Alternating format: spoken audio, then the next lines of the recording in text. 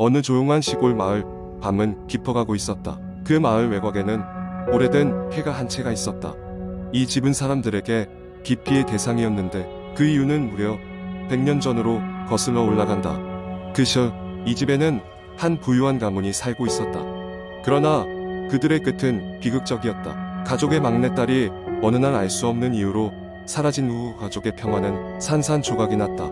그 후로 집에선 이상한 일들이 벌어지기 시작했다. 가정부들은 밥을 할 때마다 불이 갑자기 꺼지거나 주방에서 소름 끼치는 웃음소리가 들렸다고 했다.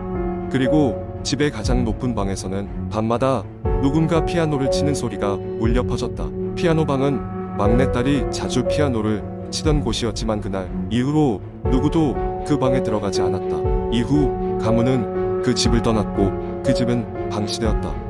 마을 사람들 사이에선 이 집이 저주받았다는 소문이 퍼졌고 아무도 가까이 다가가려 하지 않았다. 하지만 호기심 많은 사람들이나 담력이 센 청소년들은 때때로 그 집을 찾곤 했다. 그날도 소문을 들은 도시에 사는 대학생 몇 명이 그 집을 찾았다. 그들은 학교 동아리에서 공포 서클을 결성해 여러 유령이 나오는 장소를 탐험하며 경험을 공유하곤 했다.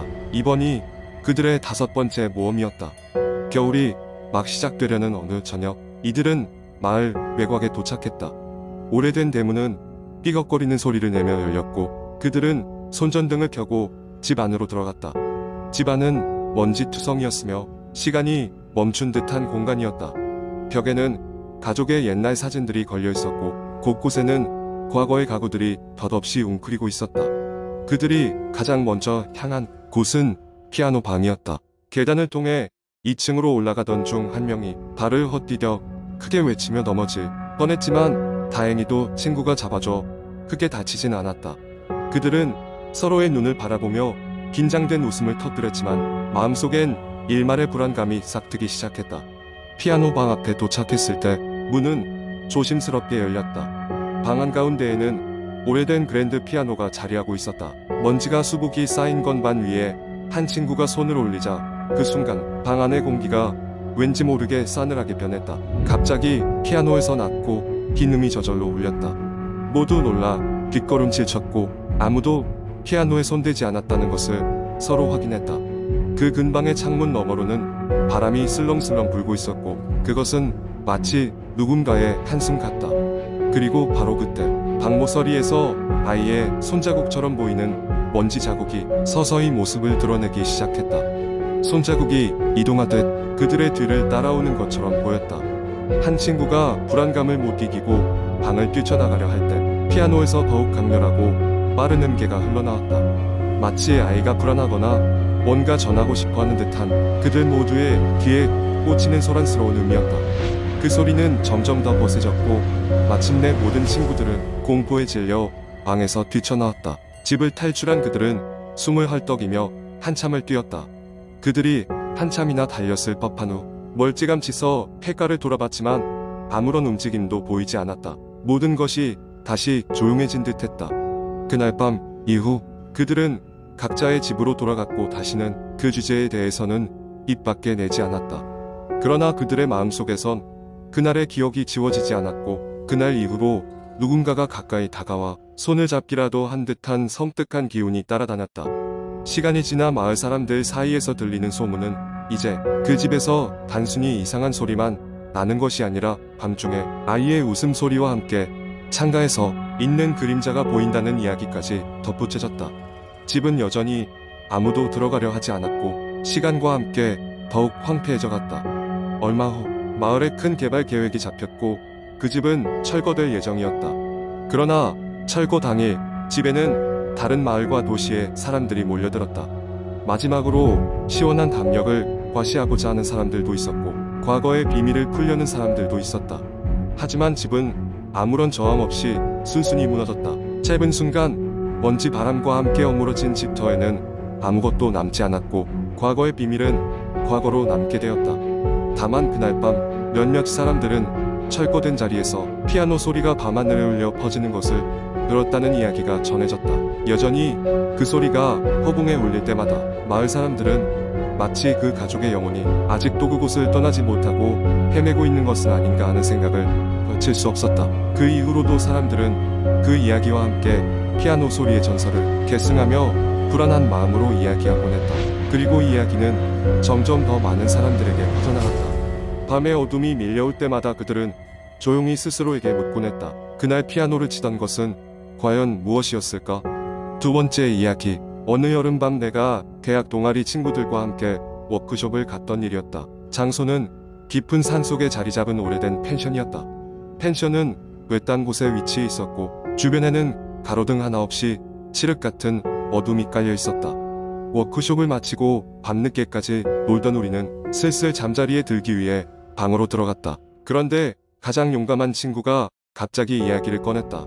여기서 귀신 이야기를 한번 해볼까? 모두가 떨떠름했지만 호기심에 끌려 동의했다. 다 같이 모여 앉아 선풍기 하나 불어오는 방에서 공포 이야기를 시작했다. 이야기는 처음엔 어느 집에서 무서운 일이 벌어졌다는 식의 흔한 주제였다. 모기에 물린 자리를 긁으며 나는 웬만하면 덜 무서운 쪽으로 이야기를 흘러가게 했다. 그러던 중 지영이라는 친구가 펜션 주인 아주머니에게 들은 이야기를 꺼냈다. 이 주변에서 몇십 년 전에 한 소녀가 사라졌고 아직도 그녀의 혼이 이 근처를 떠돈다는 것이었다. 역시나 귀신 이야기였다. 친구들은 대수롭지 않게 여기며 웃었지만 이상하게도 방 안에 있던 나는 점점 더 소름이 끼쳤다. 그때 멀리서 쿵쿵거리는 소리가 들려왔다. 마치 누군가 계단을 오르는 듯한 소리였다. 모두가 동시에 이야기를 잠시 멈추고 귀를 기울였다. 소리는 점점 더 가까워졌고 우리는 창문을 통해 밖을 내다보았다. 아무것도 보이지 않았지만 분명히 소리는 더 크게 들려왔다. 이제 누군가가 우리 방 앞에 서 있는 것 같았다. 몇 초가 지났을까? 노크 소리가 똑똑똑 들려왔다. 아무도 움직이지 못하고 숨죽이며 방문만을 바라봤다. 이윽고 문이 천천히 열렸다. 찬바람과 함께 아무도 없는 복도의 어둠이 방 안으로 스며들었다. 한참 있다가 용기를 낸 친구가 문을 세게 닫고 걸어 잠갔다. 바람이었겠지. 그가 애써 태어난 척했지만 모두가 그 말을 고지고대로 믿을 수는 없었다. 그 후로 농담해도 아무도 대답하지 않았고 분위기는 얼어붙었다. 나는 그날의 일을 잊으려 했었지만 그로부터 며칠 뒤 갑자기 그곳 주변에서 사라진 소년의 사진이 신문에 크게 실렸다. 이상한 것은 그 소년의 모습이 지영이 이야기했던 오래전에 사라진 그 소녀의 얼굴과 너무도 닮아 있었다는 것이다. 그리고 또 다시 우리의 머릿속에는 그 밤의 기억이 생생하게 떠올랐다. 그때의 소리는 사실 그 소녀와 소년의 혼이 우리가 있던 방까지 찾아왔던 것이 아닐까? 어떻게 생각해도 쉽게 믿기 힘든 일이었으나 우연치고는 너무도 이상했다. 이 사건 이후로 우리는 다시는 그 펜션에 가지 않았다. 시간이 지나면서 그 펜션은 폐쇄되었고 이제는 더 이상 그곳에 대한 소문도 돌지 않는다. 하지만 그 밤의 기억은 우리들 사이에서 오랫동안 잊혀지지 않고 회자되었다. 아직도 가끔씩 그 펜션 앞을 지나면서 느껴지는 그곳의 싸늘한 기운과 차가운 바람은 마치 우리에게 그날의 무언가를 잊지 말라고 경고하는 것만 같았다. 이 이야기를 마지막까지 듣고 나면 그 밤을 기억하는 사람은 불현듯 한기를 느끼게 될지도 모른다. 그때마다 우리는 그 소리가 어디서부터 시작된 것이었는지 그리고 그 이후로 무슨 일이 벌어졌는지를 여전히 궁금해하고 있다. 세 번째 이야기. 어느 날 한 청년이 인터넷 커뮤니티에서 한국에서 유명한 도시 괴담을 접하게 되었다. 그 이야기는 서울 외곽에 있는 폐가에 관한 것이었다. 사람들은 그 폐가를 귀신의 집이라고 불렀고 그곳에 들어갔다 나온 사람들은 하나같이 이상한 현상을 겪었다고 말했다. 호기심 많고 모험심이 넘치는 청년은 친구 2명과 함께 직접 그곳에 가보기로 했다. 주말 저녁 청년과 그의 친구들은 폐가로 향했다. 길을 따라가다 보니 점점 인적이 드물어졌고 도시의 불빛도 점차 희미해졌다. 마침내 그들은 목적지인 폐가에 도착했다. 집은 오래된 양옥주택으로 쇠락한 외관은 오랫동안 방치된 흔적을 여실히 보여주었다. 벽은 군데군데 벗겨져 있었고 창문은 모두 깨져 있었다. 문 앞에는 출입금지라는 표지판이 세워져 있었지만 그들은 무시하고 들어가기로 했다. 집안은 조용했고 먼지가 가득 쌓여 있었다. 그들은 손전등을 켜고 천천히 내부를 탐험하기 시작했다. 첫 번째 방은 비어 있었고 낡은 가구 몇 개가 남아 있었다. 두 번째 방에서는 오래된 사진과 신문 조각들이 여기저기 흩어져 있었다. 그때 갑자기 한 친구가 외쳤다. 여기 무슨 소리 안 들려? 모두 긴장한 채 귀를 기울였고 잠시 후 그들은 계단 위쪽에서 누군가가 발걸음을 옮기는 소리를 들을 수 있었다. 두려움이 밀려왔지만 그들은 누구 하나 도망치는 것은 자존심이 허락하지 않았다. 청년은 용기를 내서 계단을 오르기 시작했다. 두 친구도 이를 악문 채 뒤를 따랐다. 2층에 도착하자 그들은 복도 끝에서 흐릿한 무언가가 보이는 것을 알아차렸다. 그것은 마치 흐릿한 그림자 같았고 점점 가까워지고 있었다. 숨소리가 점점 가빠지기 시작했다. 그림자는 점점 다가왔고 그들의 손전등 불빛 속에서 서서히 형체를 드러냈다. 그 형체는 마치 사람이었지만 얼굴은 보이지 않았고 마치 공중에 떠 있는 것처럼 움직였다. 순간 친구 중 한 명이 비명을 질렀고 그들은 동시에 그 자리를 벗어나기 위해 뒤돌아 달리기 시작했다. 숨이 턱까지 차오르고 심장은 미친 듯이 뛰었다. 다행히 그들은 무사히 집 밖으로 나왔고 후다닥 차에 올라탄 후 그때까지 죽어라 도망쳤다. 차 안에서 서로 얼굴을 확인하니 모두 창백했다. 친구 중 한 명은 온몸을 덜덜 떨며 절대 다시는 그런 데 안 가 라고 말했다. 그리고 그들은 귀신의 집 이야기로부터 벗어난 듯했으나 그날 이후 그들에겐 이상한 일이 벌어지기 시작했다. 한 친구는 집에서 자꾸만 인기척을 느끼고 청년은 밤마다 악몽을 꾼다고 했다.